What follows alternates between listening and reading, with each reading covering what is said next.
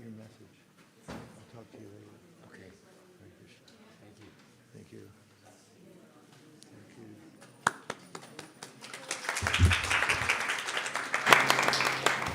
That applause, by the way, is for the garland makers, not for me. Hare Krishna. Welcome, everyone, to ISKCON of Silicon Valley.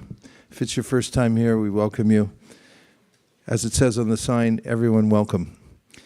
And the International Side for Krishna Consciousness is an organization founded on the principles of the teachings of Gaudiya Vaishnavism. Vaishnavism is monotheistic worship of God as the origin of everything.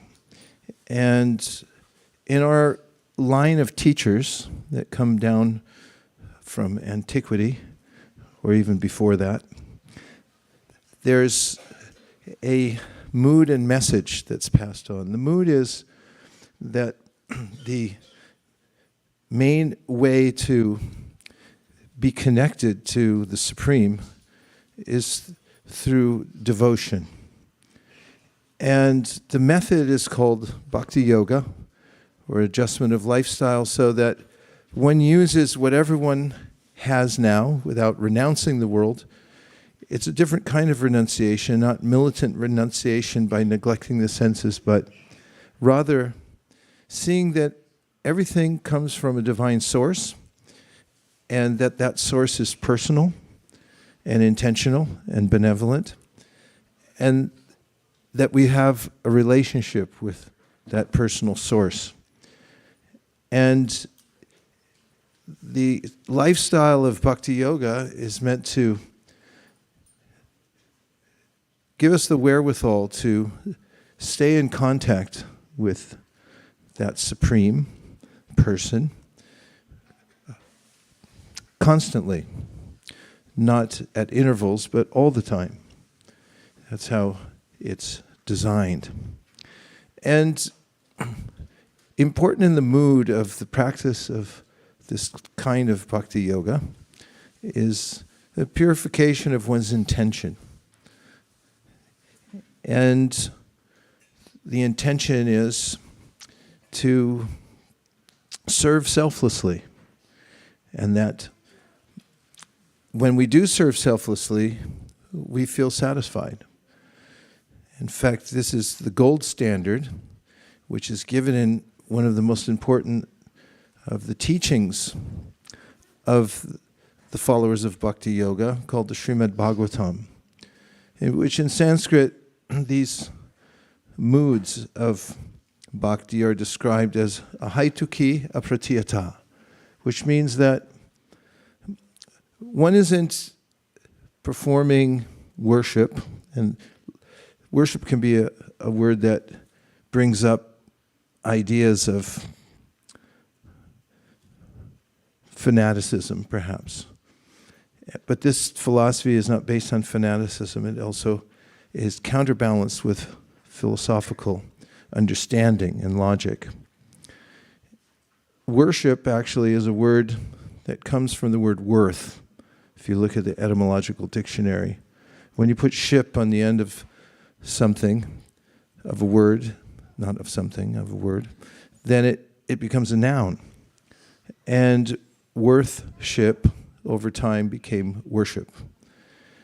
It means, in a generic way, where you think you're getting your highest value in life, where are you investing your heart? And that's another word in Sanskrit, which is somewhat similar, and that's called shraddha. Shrad means the heart. What does shrad mean? Just giving a little quiz. And da means, as in dadami, to bestow, to give something. So shraddha, da is an active verb. It means where you place something. So shraddha means, what are you putting your heart into? It's a similar idea of worship. What you think is of most value to you is, and I hate to break this, but where you put your energy. Sometimes people say, I don't have time to chant Hare Krishna. It's like, it's not time. It's what you consider most important, because everyone, down to the ants, arrange their time. Of course, ants aren't really as conscious in arranging time. in ways that they think will benefit them the most.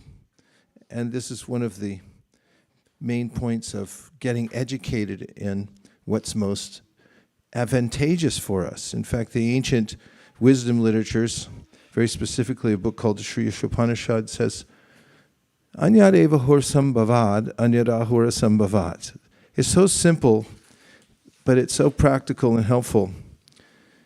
We all have to make decisions on what we do with our time, how we invest our attention, where we place our attention. And this ancient book says, Anyadeva horsambhavad, anyadahura sambhavat.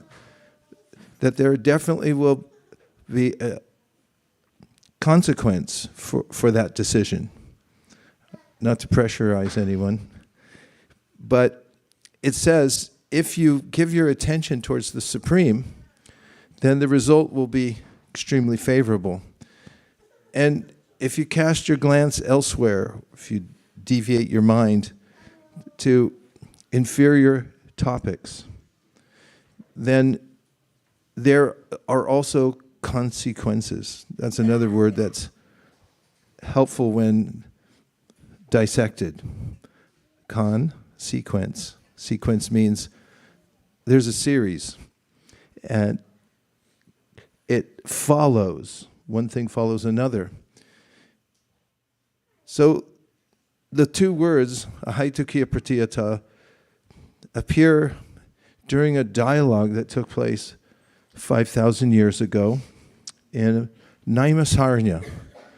It's a forest which, according to those who study the structure of the universe, say is the exact center of our universe. And it has spiritual significance. It's used by high thinkers, sages especially, for seminars.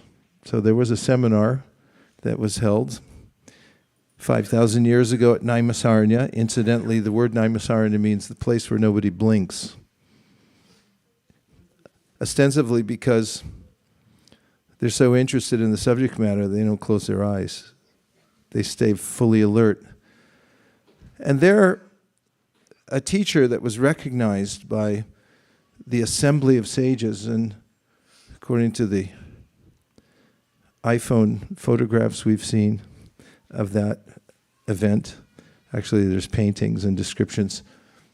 There were quite a few sages there, and they all elected, not by vote, but by consensus, Sutta Goswami, who was qualified by using his life to practice and study the science of bhakti yoga. And he gave some preliminary remarks that are memorialized in the Srimad Bhagavatam, especially the second chapter of the book. And he describes what the gold standard is for spiritual practice, so that one may avoid being sectarian, that is, rooting for the home team just for the sake of being the home team. One should, says Sutta, and of course Krishna in the Bhagavad Gita, be more intelligent than that and understand why one is giving one's heart somewhere, or one's attention for that matter, by studying what is our nature and what is best for us. So in his teachings, Sutta Goswami says, Savai pumsam parodharmo yato bhaktiradhoksaje ahaitukiya pratiyata yatma suprasidati.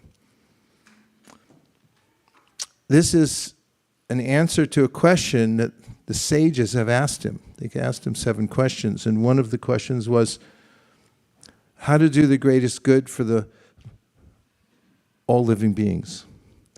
And what is the perfection of human life? And so this is an answer. Pumsam means people, so savai pumsam.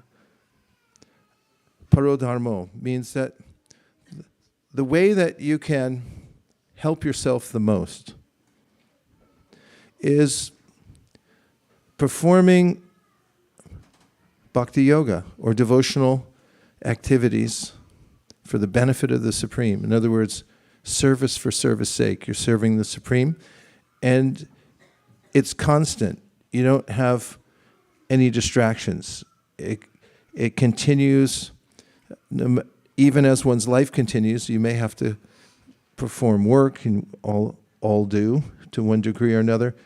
You may have to sleep. You may have to, well, I won't add to the list. You get the idea. And one should be able to go on practicing at that time. And then, as I mentioned before, the mood should be that you're not asking for anything in return. You're giving service. And not saying that because I gave, how much am I going to get back? Which is prospect. In fact, one of the great teachers of this system of Bhakti Yoga mentions that, and I brought it up earlier, that intention is extremely important. And he said that there are 4 levels of motivation or intention for doing any kind of work or action or service. One is fear. We may do something because we're afraid to either not do it because of the consequences or because of duress. In fact, come to think of it, when somebody does something under duress, it's often not counted as valid. Because, for instance, if you sign a contract and someone was holding a bow and arrow in front of you and saying, if you don't sign it, then I'll let the arrow go and it might hit you. Then that's not counted as you signing the contract because it was under duress, you were afraid.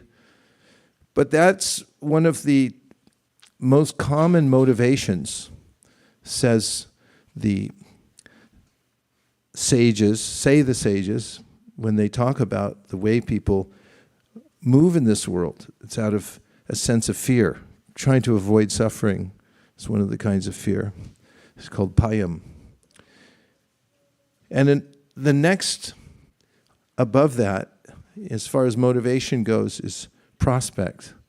And that is, what do I get in return for what I'm about to do? And I don't know about you, but if I ever do a Google search, which I may not do much anymore since I got ChatGPT, I notice that the first 5 or 10, depending on how popular the subject of the product is, have a little sign above each one of the postings that say sponsored. And what does sponsored mean? It means if I click here, I owe you something for your answer. And it might also be skewed. Your answer might be skewed because you're doing this for a prospect. You want something out of it. Thanks for warning us anyway. I keep scrolling down. I don't know if it's as highly effective, but it seems to be psychologically satisfying to me to scroll down so I get to one of them that doesn't say sponsored. But this idea of prospect,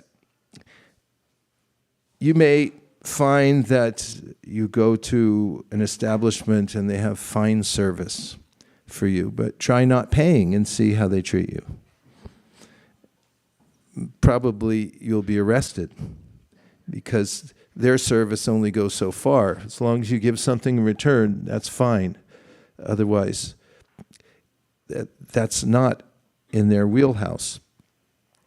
The next is called duty, and even when I say duty, we can think of many examples. For instance, every United Airline flight I get on, active military are asked to get on first, and there's a phrase that people say, thank you for your service.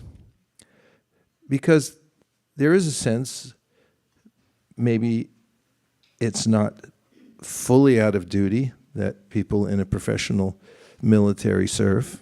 There could be other reasons, but nonetheless it's edging in that direction, that somebody might sacrifice their life for a higher cause. That's getting close to duty. But to speak of pure duty, if somebody does something out of duty, for instance, tells the truth when they don't have to, when they would have got financial gain for that, a poor person gets in his cup a diamond ring that somebody accidentally put in there and then goes and gives it back? What kind of shockwave does that send through the universe? That sense of dutifulness that wasn't meant for me. She made a mistake. She put it in my cup. Duty is a very high idea, but there's something even higher, and that's love. And that can be completely selfless. One of the emblems of that kind of love is a mother for a child.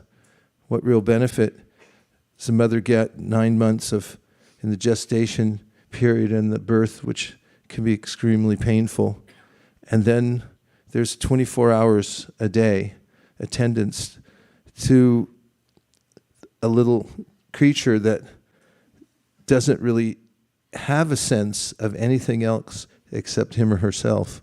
In fact, if the mother gets on the phone, the child begins to get louder because it realizes that her attention is going slightly elsewhere, or maybe even covers the mother's mouth while she's trying to talk to others because I'm here. And that can go on not just 16 years, but 34 or 50. I've seen in my family. Of course, my parents are both gone, but I did notice that there's that sense, like, it's all right, just dump it on the parents because they can handle all types of worries.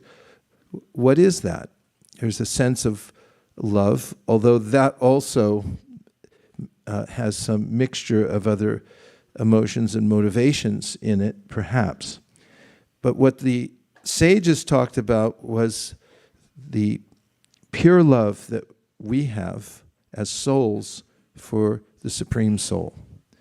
And in that, they say, when it's expressed and when there's no interruption to it, satisfies the heart.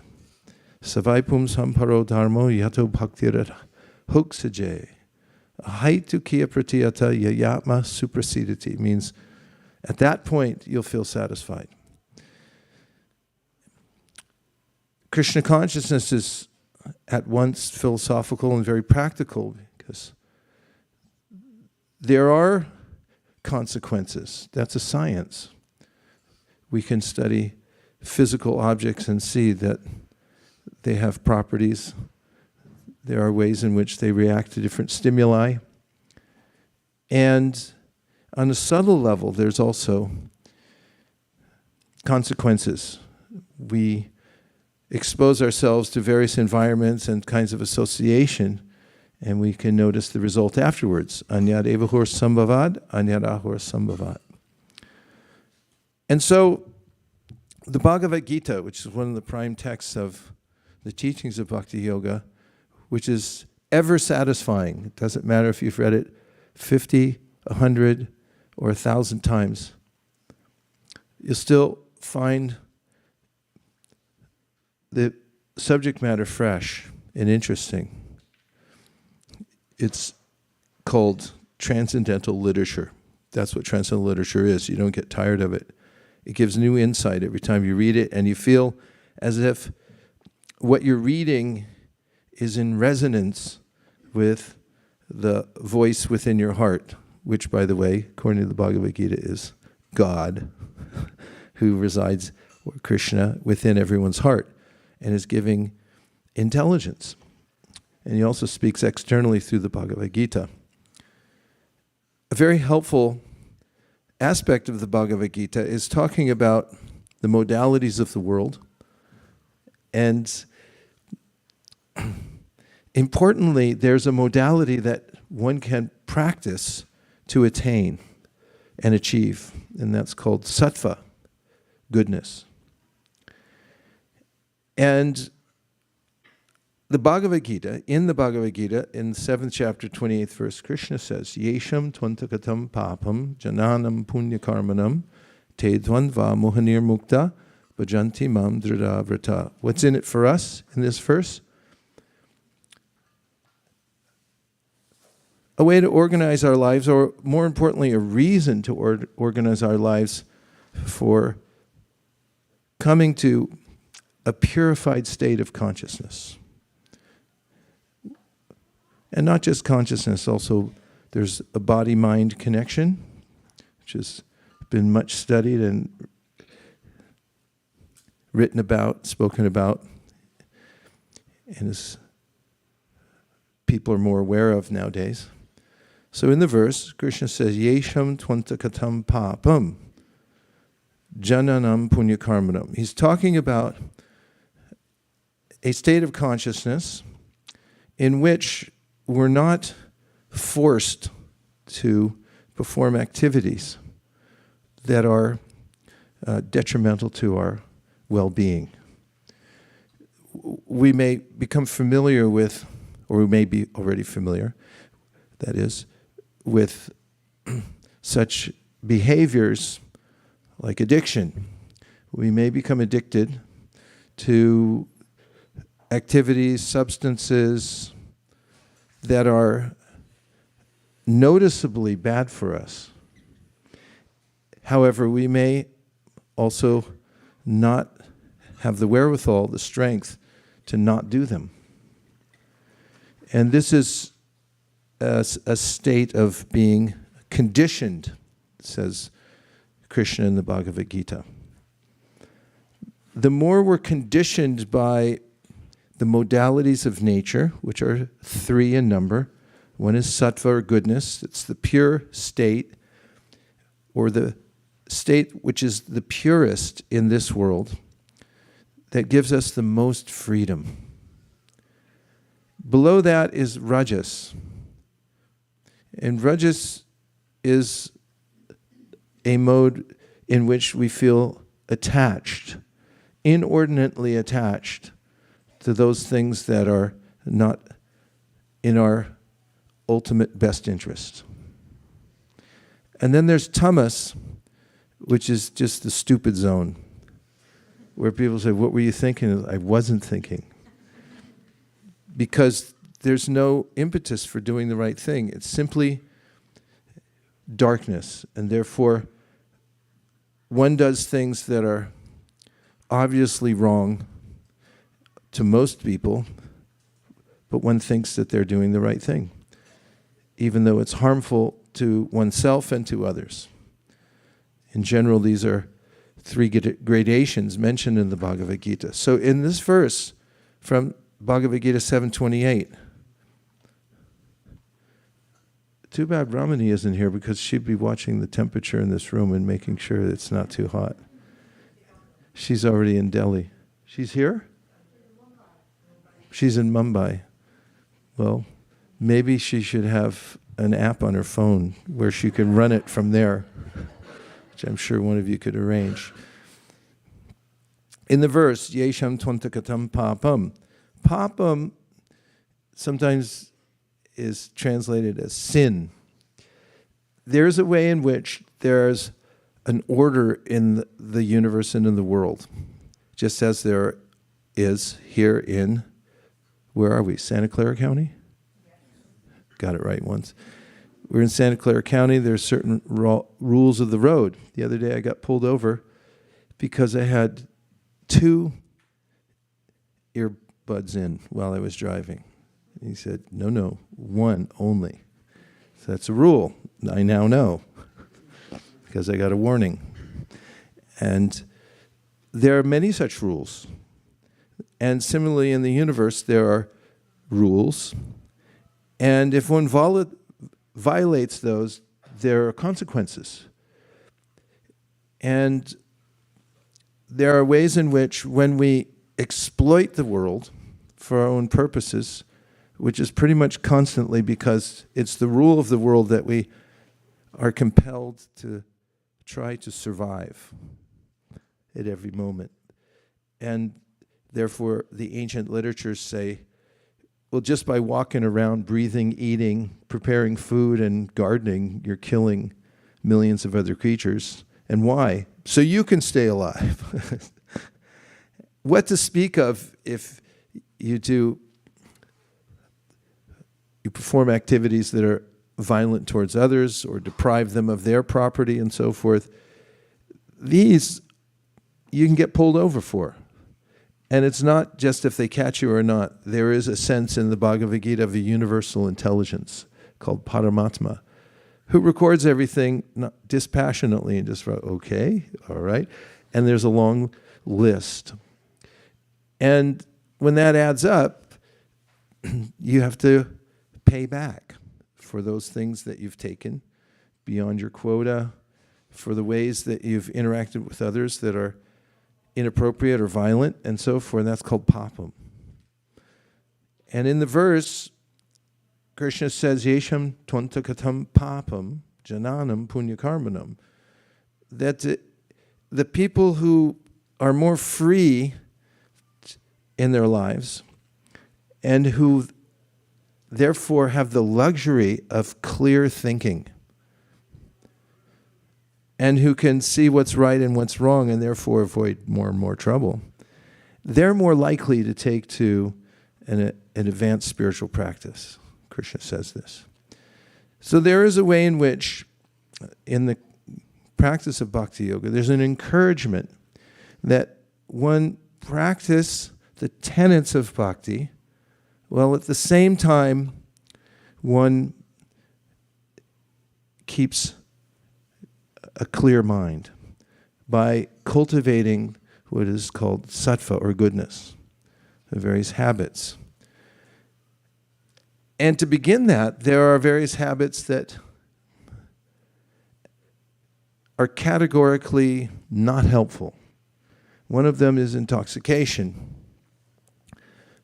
The way in which, well, let's just say that there's a rule here in Santa Clara County that if you're intoxicated and you drive your motor vehicle and you're found out to have done so, then you get what's called, there's the 3 letters for it. You know what it is? Everyone knows DUI, right? If somebody has a DUI next to their name somewhere, people think you're irresponsible. You could have killed somebody. And that's punishable because you were intoxicated. And if you have an accountant and you call up on April 16th to see how your taxes are going, or let's just say April, May, you haven't heard from him or her for a while, and you say, on May 15th, did you finish my tax? Oh, sorry. I've been intoxicated for the last month, so I didn't really get a chance to look at it.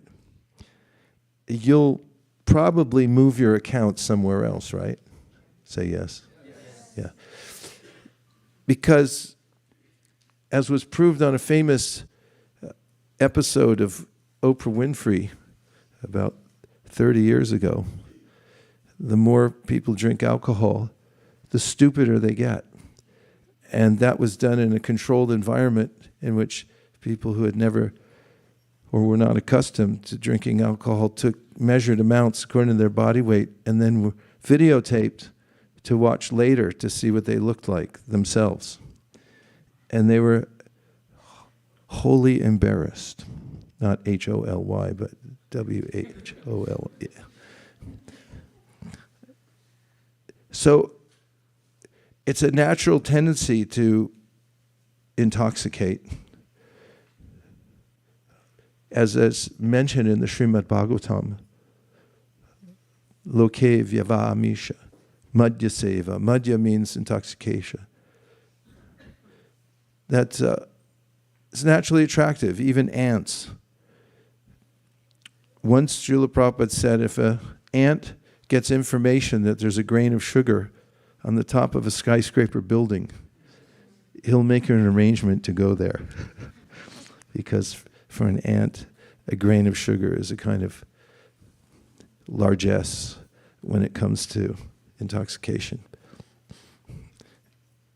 And then there's unrestricted sexual activity, which leads to very, very intense attachment.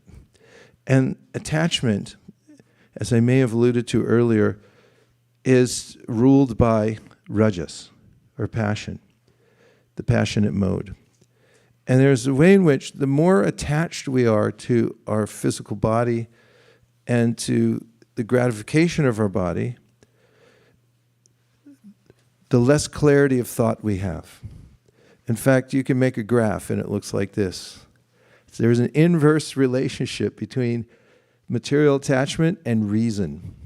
And that's why sages keep themselves free from attachment so that they can be of service to others by being clear-minded. And therefore, as a entry level to spiritual practice, it's highly recommended that one's careful about the way one attaches oneself in this world. The ways in which we become attached to our counterparts, male, female, etc., can lead to extremely deep-rooted attachment by which we do not have reasoning power, and it makes it very difficult to be steady in spiritual practice. Therefore, there's a universal, I looked it up, there's only a few places on the earth planet that don't have some kind of marriage ceremony. Very, very rare. Almost every civilization has it. With a recognition, because I've been to a lot of weddings, and I've noticed that they pretty much emphasize or overemphasize, I guess you can't overemphasize, how important the ceremony is, and how this is for life, and how it's through thick and thin, for goodness. What is sickness or in health? What else? Rich or poor. These are, et cetera, and how important it is to be careful and regulated and not become wantonly exposed to all kinds of relationships and therefore become unnecessarily attached. Did we turn the heat down? Okay. Maybe it's just, okay. Air is also nice if we get air too. I know where there's some cool air. It's right outside. Well, let's vote. It's a democracy here. Okay, let me just take 1, 2. I only have 3 votes. I'm voting for it. 4, 5, 6, 7, 8, 9, 10, 11. I'm going to campaign. That's a good idea. We'll try putting on low and just see if it circulates the air a little bit. And I'll stop in just a minute. There's also a couple other ways in which one can stymie one's clear consciousness. Another is because of diet. Diet is important. Therefore, in Bhakti Yoga, the sages recommend, and the ancient teachings recommend, that one eat a pure diet. What is pure diet? It means food that you've offered first to God, and therefore it's highly recommended that one offer food that comes from as nonviolent sources as possible.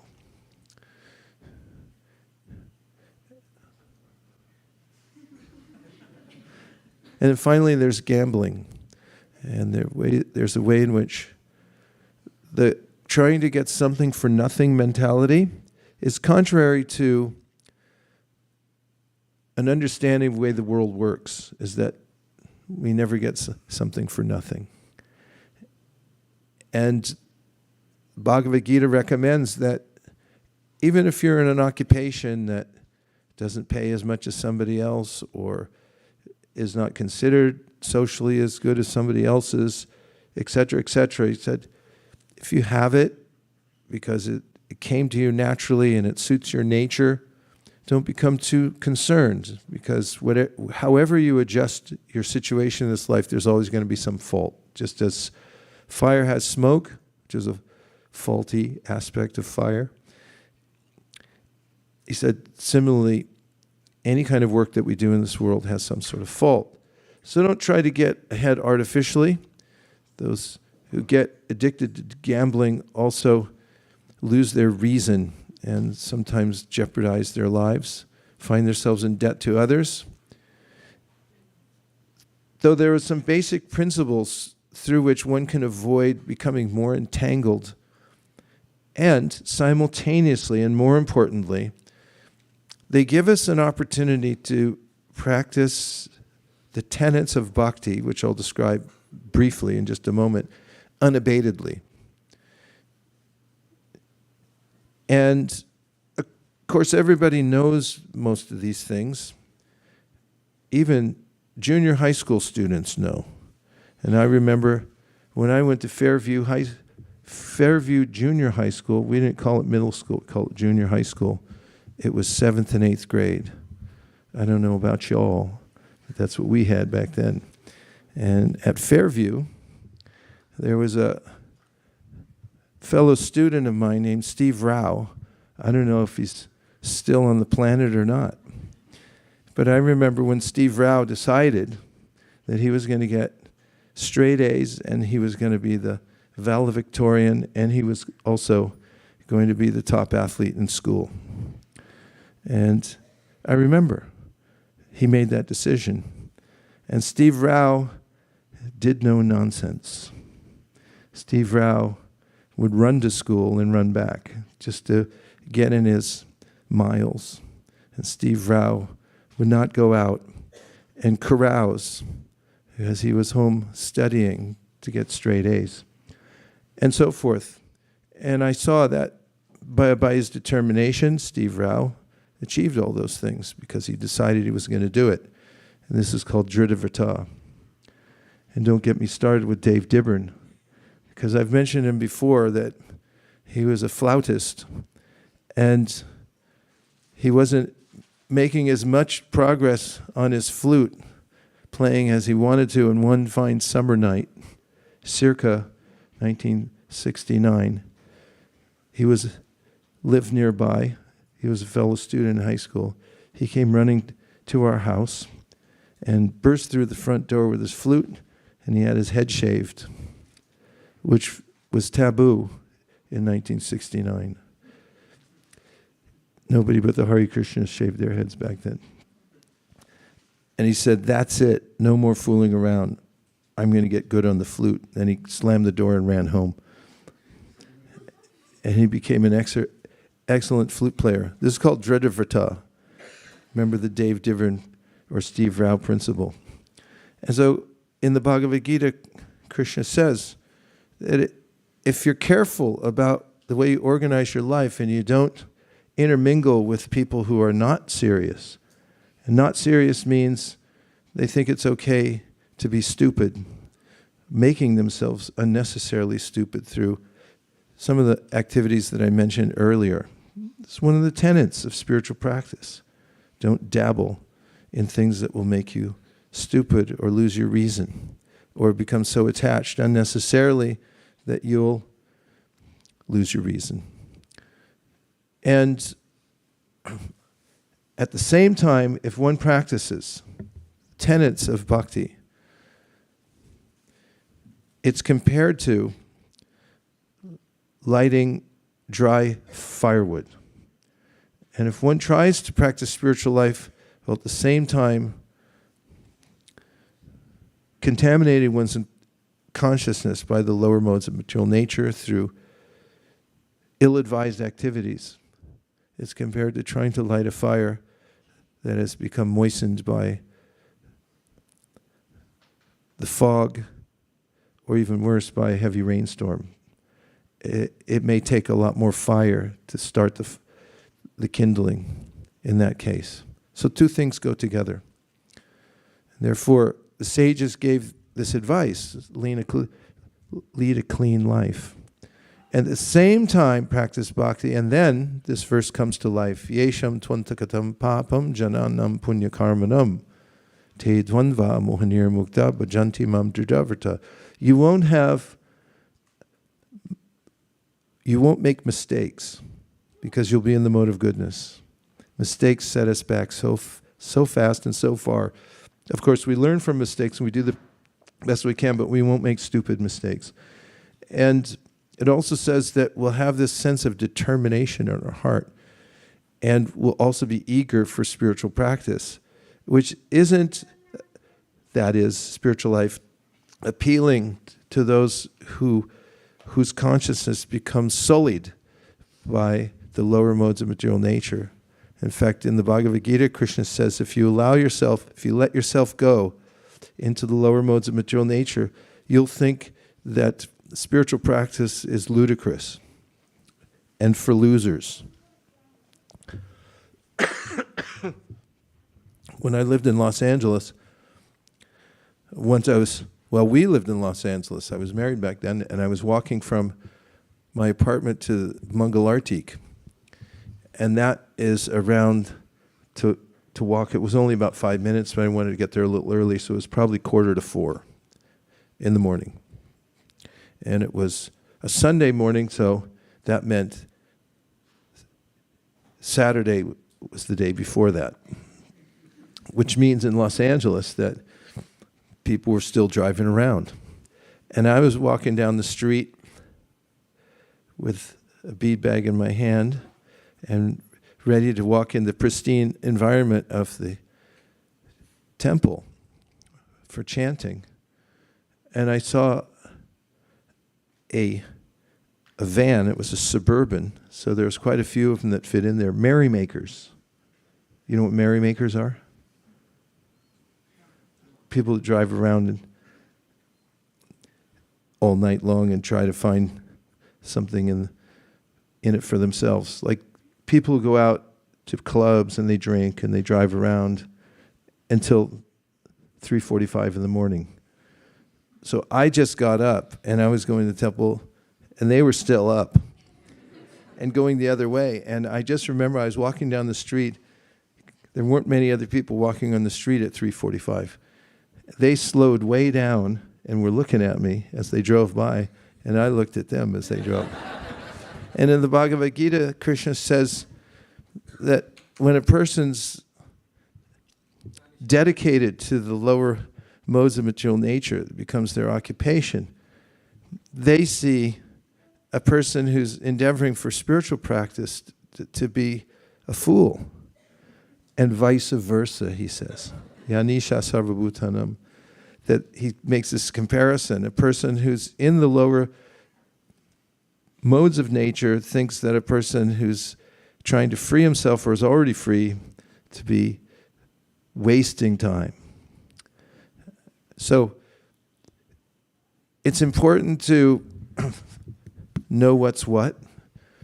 And the practice of bhakti yoga starts with hearing, shravanam. When we hear from Bhagavad Gita, Srimad Bhagavatam, and we also repeat transcendental sound vibration, especially the chanting of sacred mantras, most particularly as recommended in the Brihat Naradiya Purana, the Hare Krishna mantra, which we sing pretty frequently here. It purifies the consciousness and helps us to also rise to the higher mode of nature and beyond, which is Turiya. It's beyond just the 3 dimensions. It's the highest dimension, beyond any tinge from the material world. And therein lies happiness. So one can practice organizing one's life to avoid doing things that contaminate the consciousness, if one likes. And one can also practice simultaneously the tenets of bhakti, especially hearing and chanting. And if you do that on a regular daily basis, then you'll feel progress, and nothing succeeds like success. It's important to feel directly that you're making progress and notice that you're feeling enlivened and that you want to do more and that you're becoming more and more self-determining because your consciousness is getting clear. Those things are noticeable. You can see it for yourself. And that's the beginning of real life. Otherwise, we're just mixed in with the course of material nature, which means that we're forced again and again to do things that are not sanguine and that don't help us and ultimately lead to suffering. So now we'll just take a couple of reflections or questions, and then we're going to try chanting.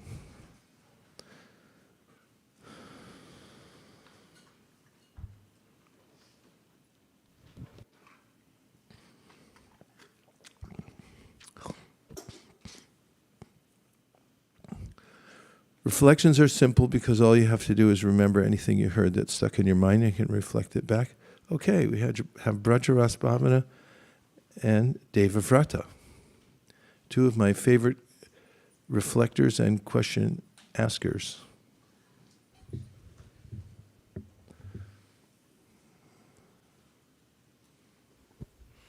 I like the point you made about reason and attachment, how with more attachment our reason declines. And I've noticed that in my own life where if I'm struggling to reason about something or decide, it's a lot easier when I take a step back and try to separate myself from it and feel less attached.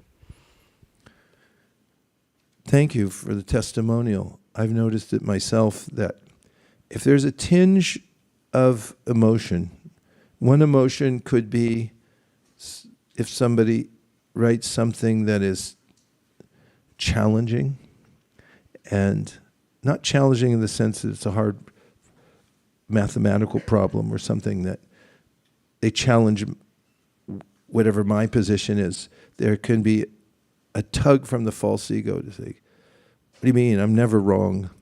Or how dare they? There are a number of ways in which one could feel like that. Have you ever felt like that? In a conversation with somebody who offers free advice? Like, who are they anyway? That impulse, when it enters into the chest, the mind, is the wrong time to answer. One should learn, Krishna says in the Bhagavad Gita, to detach oneself from that wave of emotion, either as it's happening or to wait until it subsides to react. Because in this chart that I mentioned, the inverse relationship was given to me by Braja Bihari Prabhu, whose profession for many years, he just retired from it, was conflict management, conflict counseling and intervention. People who were angry at one another, had severe disagreements. And he always kept these formulas in his pocket because extremely helpful. Those are also mentioned in the Bhagavad Gita. Thank you. Devavrata.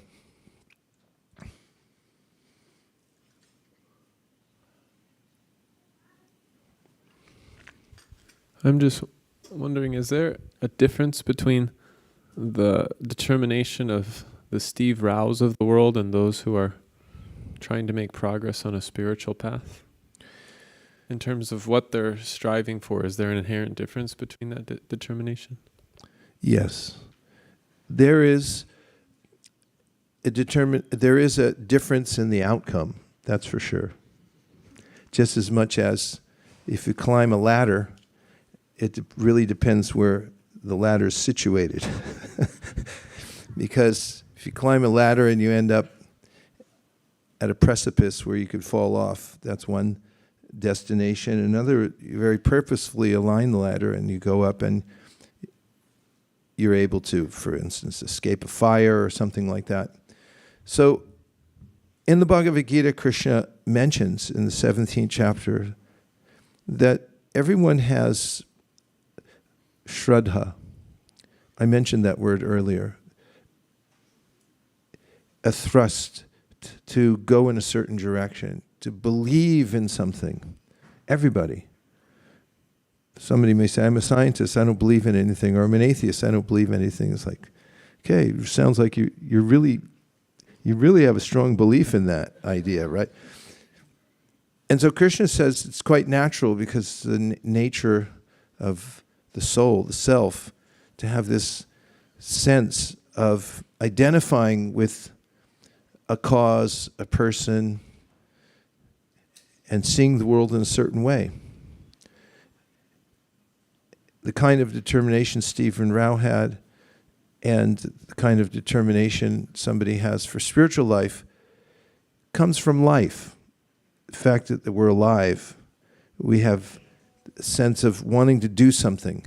But when that sense of wanting to do something is perverted, and we want to do something that is self-destructive, although it's coming from us, from us who are alive and who have volition to do things, it's misguided. But when it's purified, you'll notice the same characteristics, only it's for the highest cause.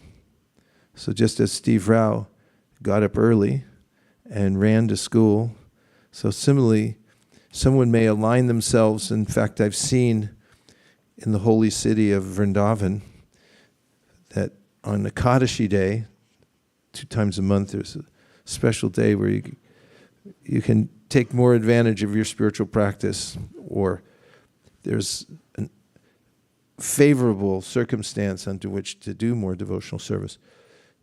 I just noticed the streets are packed as people are out there with Steve Rao-like enthusiasm, only they're going to a temple to do their chanting.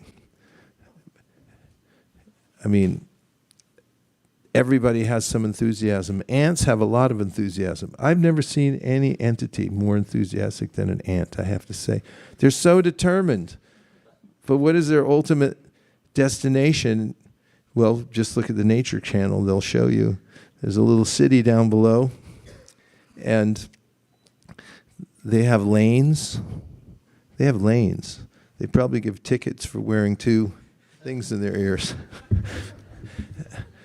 And they're so strong and determined. You can flood them.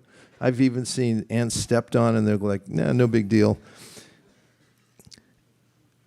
But all they're doing is building a little hive and raising their young, and then teaching them how to do the same thing and go out and fend for themselves.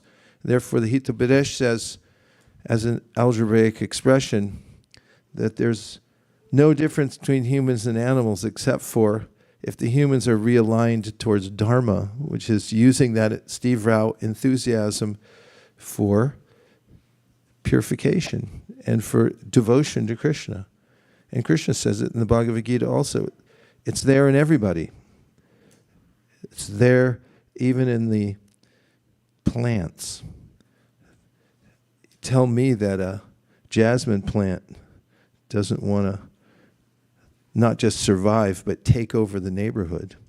Because if you just let a climbing jasmine go, it'll climb over your fence, send out runners into the neighbor's yard, find a stop sign, go up there. It'll take over your whole city if you let it. A soul is, as Krishna says, nahi kashit shananamapi jatu tishyatya karma krit karyate hyavasha karma sarva prakriti jarganai. I was telling my wife Nirakula this morning that when I was dreaming last night, I was driving somewhere. I was trying to get somewhere. I was thinking, you're asleep, right? Not really. I'm like, we're always going. There's a sense of that. So it has to be aligned properly and purified. And that's what Krishna consciousness is. There's a song that was written by the Everly Brothers, and the lyric was, looking for love in all the wrong places. There's a song by a San Francisco native, Huey Lewis. He said, I need a new drug. He said, one that doesn't have all the side effects of all the other drugs. Everyone wants the same things. They just have to be aligned properly. And in Krishna consciousness, it means to find the pure form of intoxication. Find the pure form of gambling. You want to know what that is? It means that you take a risk and surrender to Krishna. Like, you're going to do that? When I joined the temple, I was a junior in high school, and about 10 of my friends came to the temple. The first Sunday I was there, and they said, you're kidding me, right? You're really going to do this? You're going to throw away your whole life on this? And it's like, yep, I'm gambling on, I'm putting everything on blue here. Spin the wheel and that's it. And that's, if you want the sense of exhilaration you get from gambling on a roulette table, put your whole life on Krishna and just say, okay, yeah, it's all on Krishna now. See how you feel. There's a big difference. When people bet on a football game, it's about a 10,000 times more intense experience for them. But it's a kind of an addiction that leads to a spike in cortisol and other kinds of hormones in their minds, so they think they're enjoying. But actually it's a kind of misaligned activity that just leads us to more misery. But if you do the same thing and say, I'm going to surrender more and more to Krishna, you can try it in the moment. Say, I'm going to try giving up my attraction for looking at a screen and instead chant Hare Krishna. That's a kind of gamble because you're putting all your energy on one place and saying, I'm betting here that this is the best thing. And you'll feel exhilarated in that kind of gamble itself. Okay, 2 more and then we'll chant. 1, 2.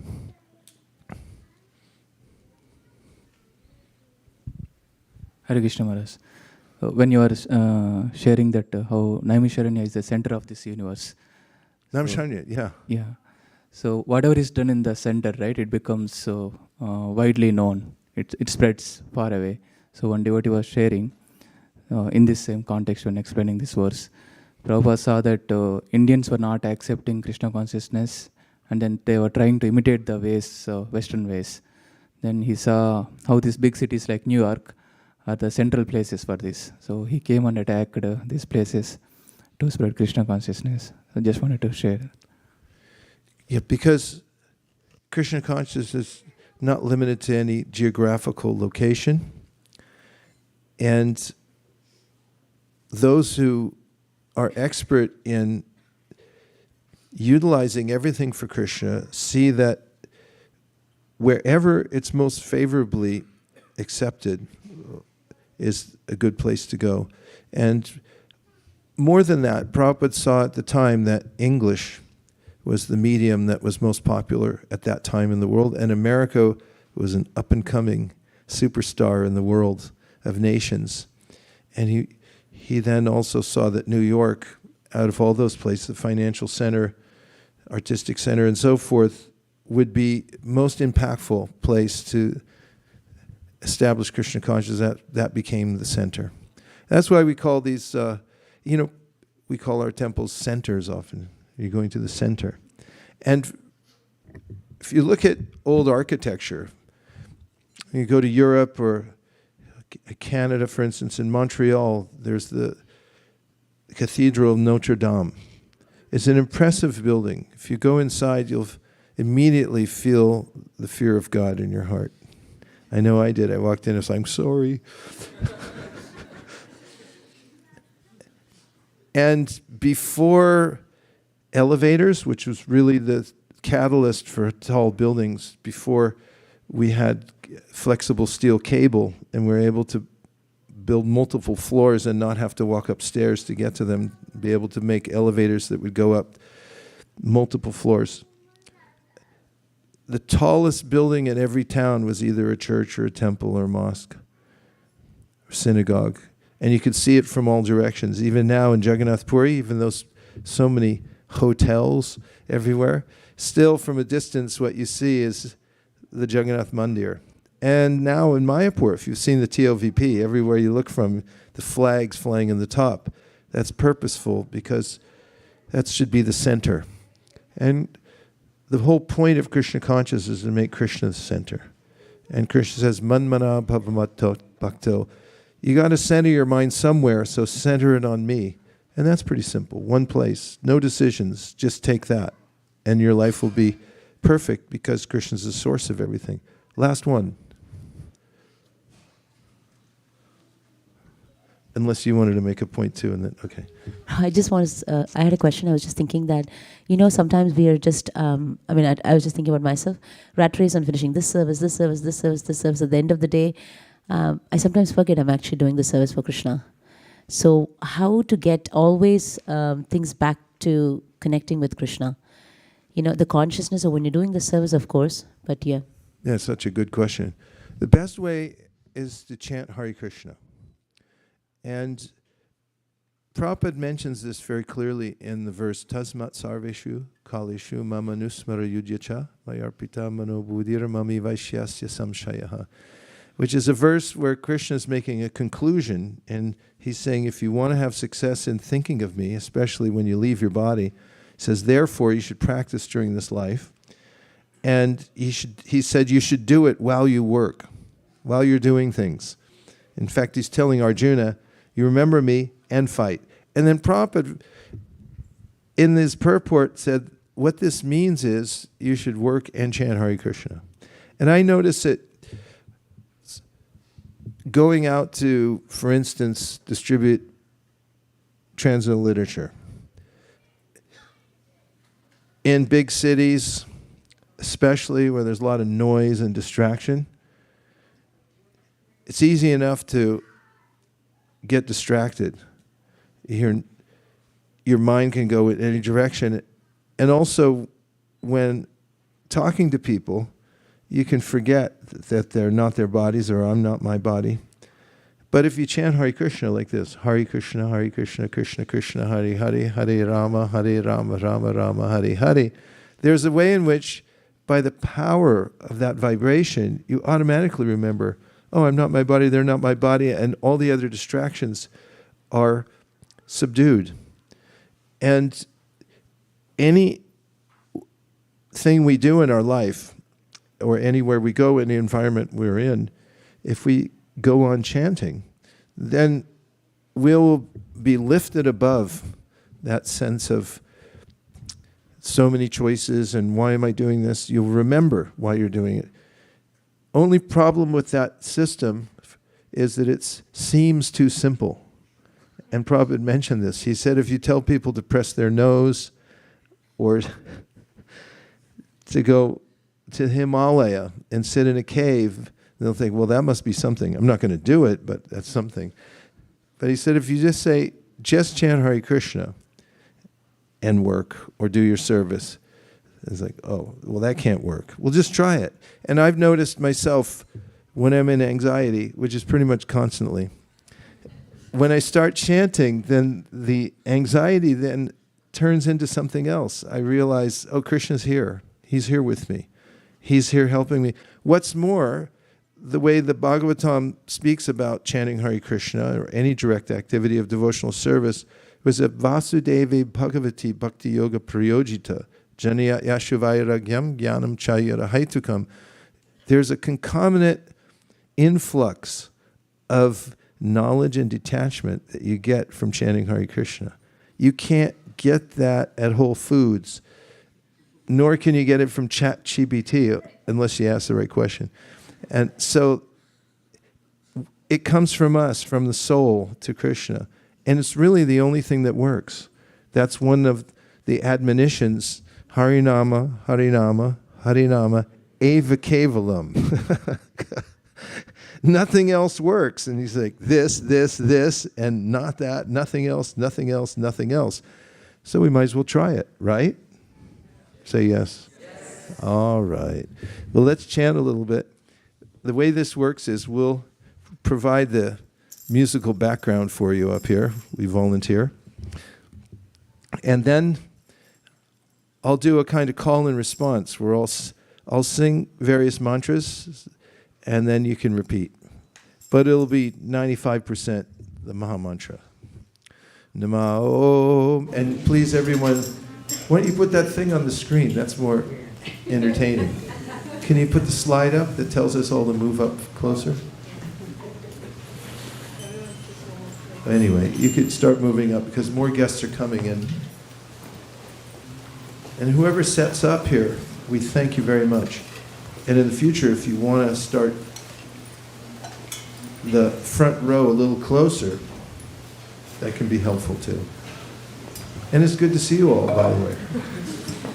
Nama Om Vishnu Padaya Krishna Deristaya Bhutale Srimate Vedanta Swami Namaste Saraswate Deve Gauravani Pracharine Nirvishesha Shunyavadi Paschatya Jaya Shri Krishna Chaitanya Prabhu Nityananda Shri Advaita Gadadhara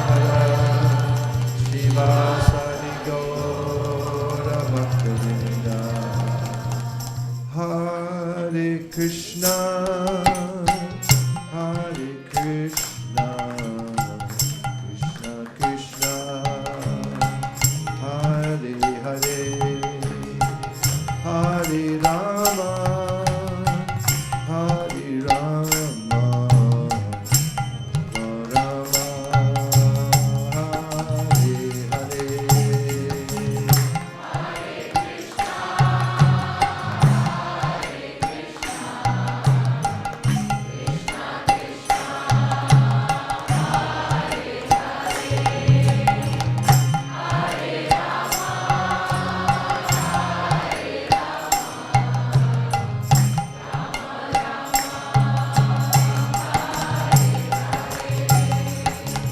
Hare Krishna, Hare Krishna, Krishna Krishna, Hare Hare,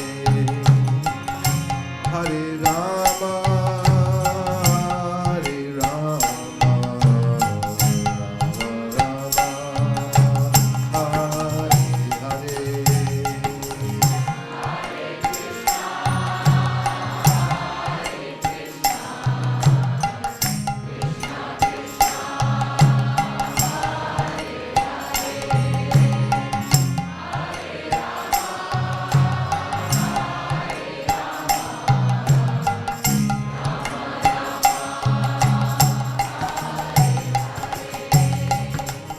Hare Krishna, Hare Krishna, Krishna Krishna, Hare Hare, Hare Rama, Hare Rama, Rama Rama, Hare Hare.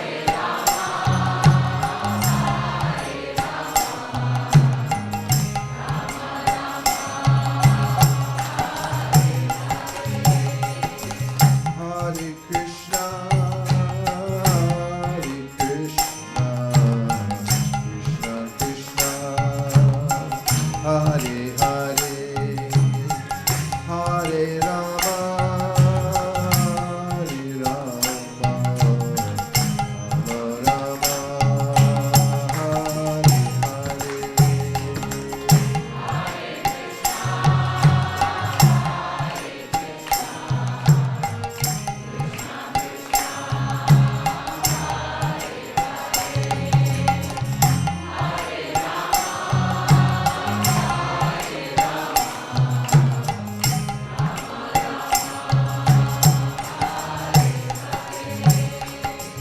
Hare Krishna, Hare Krishna, Krishna Krishna, Hare Hare, Hare Rama, Hare Rama, Rama Rama, Hare Hare.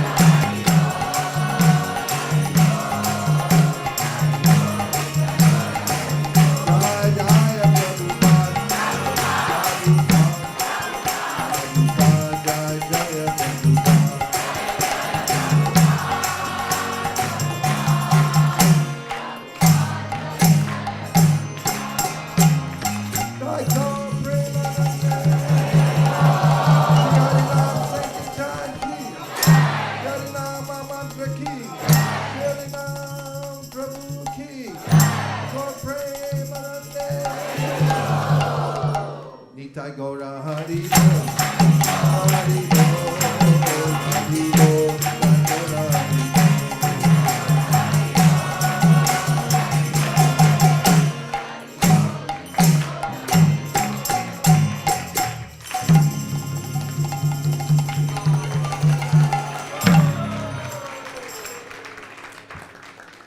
And now we've come to the most compelling part of our program, besides Prasadam, which is the Hare Krishna dance party.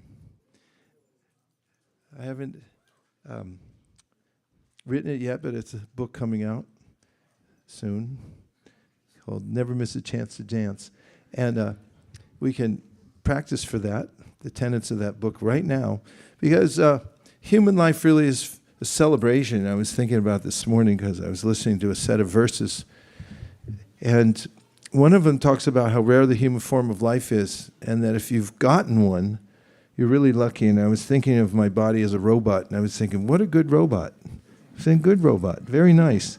Because I was sick for a few days, and then it just got better and did it on its own. Well, I mean, thanks, Mom. I didn't do anything. I was like, good robot. And if you've got the best kind of robot, Labhamsa Durlabham Idam Bahusambhavante, the Srimad Bhagavatam said, you're really lucky. Just use it for the highest purpose, which is to get this ahaitukya pratiyata, unmotivated, uninterrupted service to Krishna. You can do that by chanting Hare Krishna and serving, and then your life will be sublime. And so that's cause for celebration and dance. So leave it all on the dance floor tonight. And what we're going to do is put away our asanas, roll up this carpet, and since so many of us, men can be on that side, women can be on this side, and then we'll leave a row down the middle so that there's just a little breathing room. And we'll have a harmonium player in the middle too, so try not to stand directly in front of her so she can't see the deities. And we'll dance the night away. How's that sound? Okay, we'll see you on the flip side in a couple of minutes. Thank you. Hare Krishna.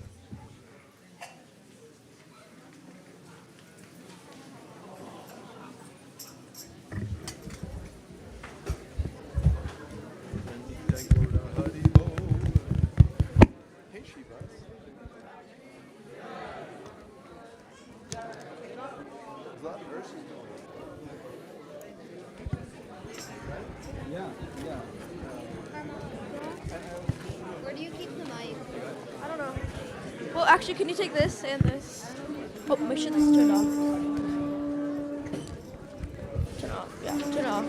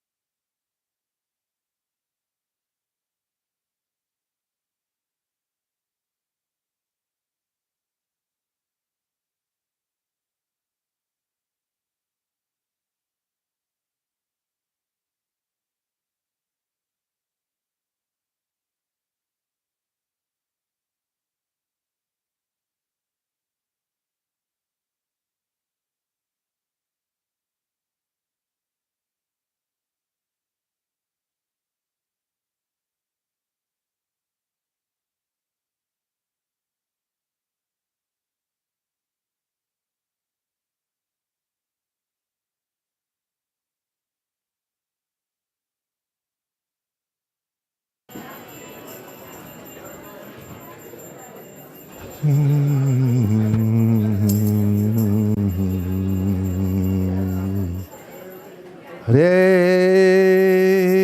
Krishna, Hare Krishna, Krishna Krishna, Hare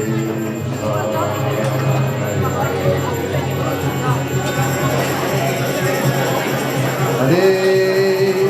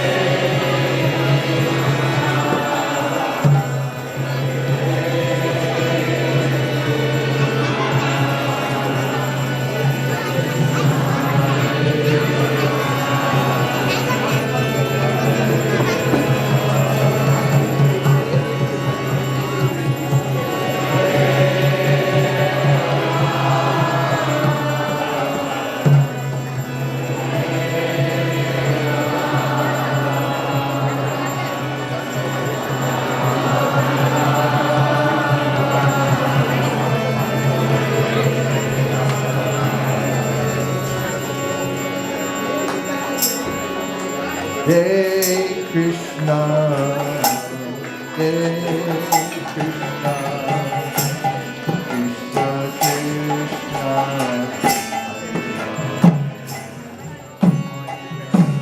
Hare Rama,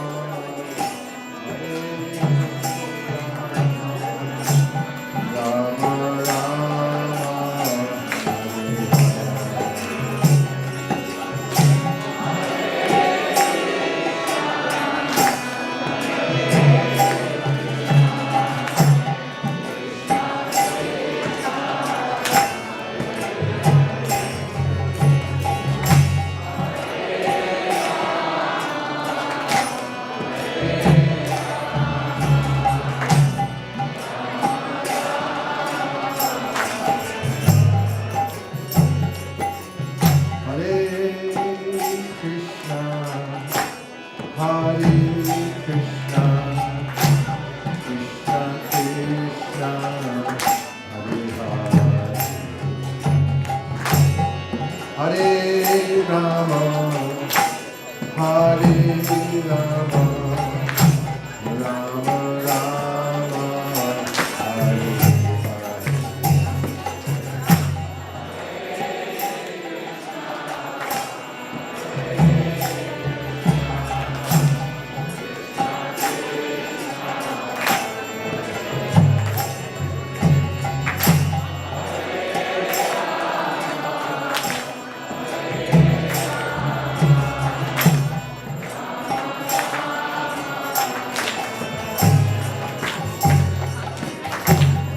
Hare Krishna, Hare Krishna, Krishna Krishna, Hare Hare, Hare Rama, Hare Rama, Rama Rama, Hare Hare.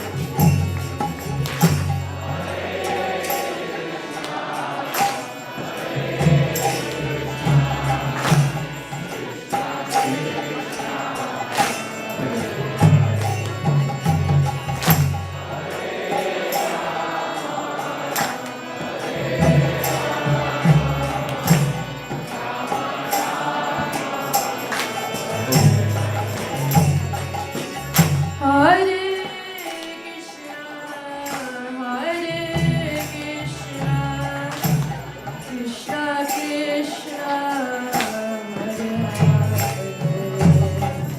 Hare, Hare Rama, Hare Rama, Rama Hare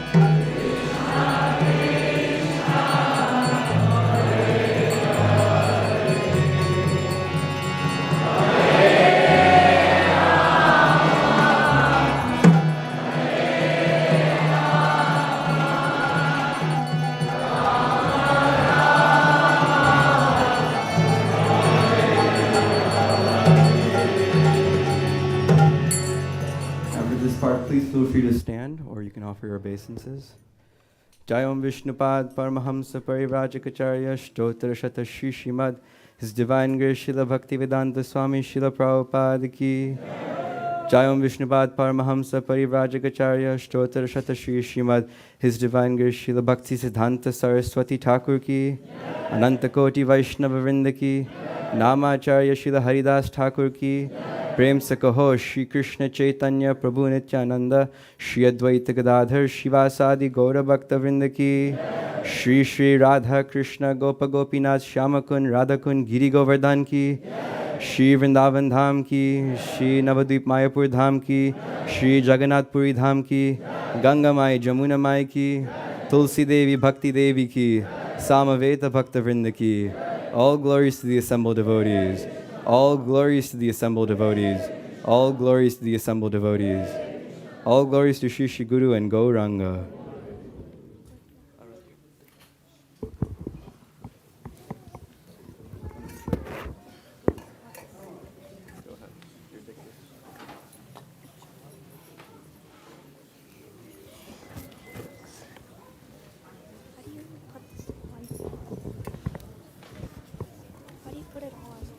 How do you put it on? Put on again.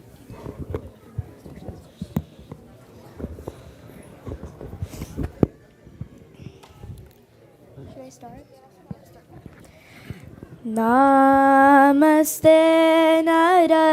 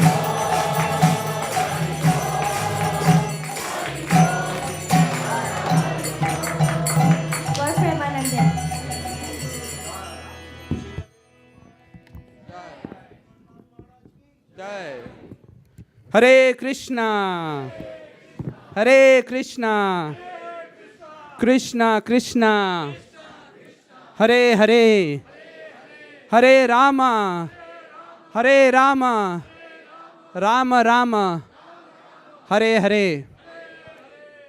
We are so glad to see such a large turnout here today at ISKCON of Silicon Valley. Thank you for joining us tonight and spending your valuable time here on such a cold evening. So let's give a big round of applause to everyone who has joined us here tonight. Hari Hari Bol. We'd also like to thank all our online viewers as well. So let's give them a big round of applause.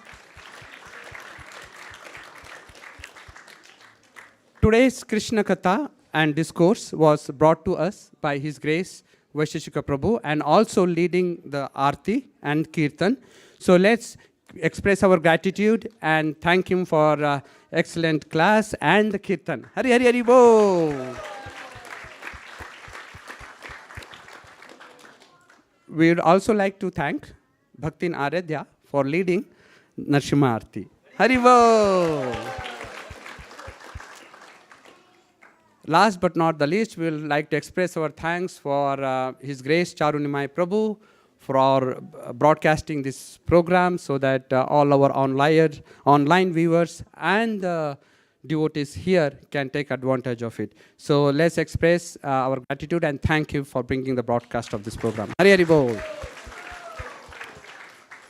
So we have 3 sponsors for tonight feast, and all of them are birthday sponsors. Haribo.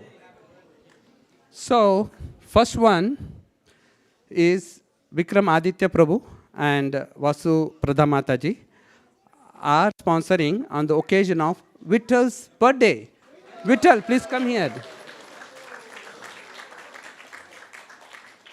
Vittal, please come here. I like your attire and also your hairstyle. Amazing. How old are you now? 3. Okay, 3. 4. Okay. You just turned 4. Okay. Would you like to celebrate your birthday? Yes. I know there is a big celebration. There is a big cake, I know, that you're going to cut. You're going to invite all of us. Okay. How about your friends? Yes. Okay. Only friends are invited, okay? Thank you, Prabhuji and Mataji, for sponsoring the feast. And thank you. And here is a prasad, Mahaprasad, for you. Okay, the gift. Prabhuji and Mataji, would you like to say a few words? Hare Krishna. So we knew that the moment we stepped into this temple, our lives changed forever. And then it is continuing with our Vittala. We're seeking all your blessings so that he can bless Guru Govinda and all of you. Thank you, Hare Krishna. Thank you. Our next sponsor is His Grace Achyuta Kumar Prabhu and Her Grace Divya Kumari Mataji are sponsoring on the occasion of Bhakti Naradhya's birthday. Please come here, Aradhya. So how old are you now, Aradhya? 10. 2 digits. Do you feel anything special about this birthday? I'm just happy that I'm 2 digits finally. You're 2 digits finally. Okay. So you come every week to the temple. What brings you? What do you like that, that draws you to the temple every week after week? We do there's kirtan, and sometimes I like to help if I have time. I like to help in the kitchen. Right. Nice. Thank you. Yes. And I know that you are a kirtanier, upcoming kirtanier. Okay. I know you like to sing kirtans. What is your best bhajan? And can you recite a couple of sentences of that bhajan? My favorite bhajan would probably be Gaurati, because we sing it every night. Yeah. Can you sing 2 lines of it? Kiba Jaya Jaya Gaura Chande Aratika Shobha Janavi Tatavane Jagamanaloba. Very good. I'm also seeking everyone's blessings so I can become a better devotee and do better in Krishna consciousness. Thank you, Aradhya. And we pray to the Lordship, if they so desire, please grant Aradhya her wish, and may you, come up as an excellent devotee, and we always be in association of the devotees and do lot of service and make Srila Prabhupada and our leader here, His Grace Vaisesika Prabhu and Mataji, proud of you. Hare Krishna.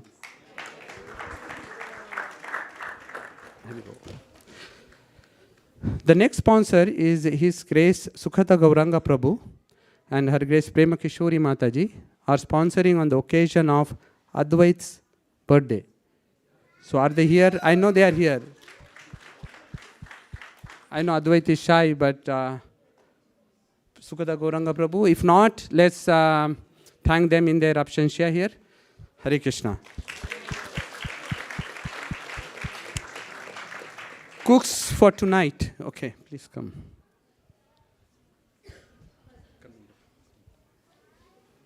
Hare Krishna, everyone. I hope you're all doing well. These are the chefs who cooked today's Sunday feast prasadam. The lead cooks were Priya Kishori Mataji and Sharad Vihari Prabhuji.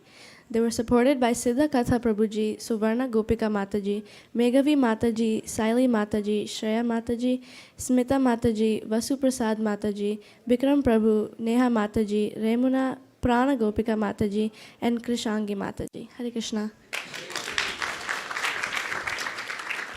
So as you know, that devotees from here and around the world are going for yatra. His Grace Vaisesika Prabhu and Her Grace Nirakula Mataji are taking the yatra to Jagannath Puri and Govardhan. So please. As Vaishik Prabhu said, never miss a chance to dance and never miss a chance to clap and applaud. Haribol. So we wish all the devotees to have a safe travel who are traveling to Yatra, and please keep us in your prayers so that we can carry with our services here at ISKCON of Silicon Valley. Thank you for considering the request. Hare Krishna. So now we'll go to Prasad Sevya prayers. Gita Wali. Haribol.